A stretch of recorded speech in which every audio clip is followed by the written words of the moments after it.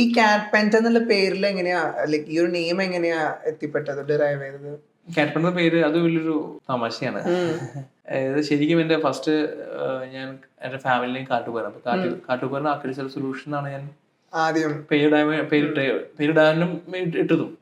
പിന്നീട് തോന്നി കുറച്ചുകൂടി ഇത് എങ്ങനെ ഒരു കോർപ്പറേറ്റ് സെഗ്മെന്റിലേക്ക് വന്നു കഴിഞ്ഞാൽ ഈ ഒരു പേരൊക്കെ സ്ട്രൈക്ക് ചെയ്യാൻ കുറച്ച് ബുദ്ധിമുട്ടാണല്ലോ. അങ്ങനെ വന്നപ്പോഴാണ് വേറൊരു പേര് വേണം. ആ സമയത്ത് ഏറ്റവും കൂടുതൽ ഞാൻ ചെയ്തുകൊണ്ടിരുന്ന ഇന്റീരിയർ വർക്ക്സ് ആണ്.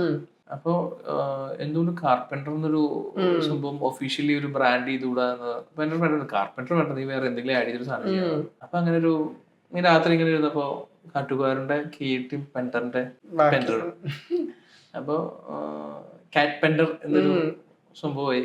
രജിസ്ട്രേഷൻ പെട്ടെന്ന് കിട്ടിയൊരു എനിക്ക് ആർക്കും ഇല്ല.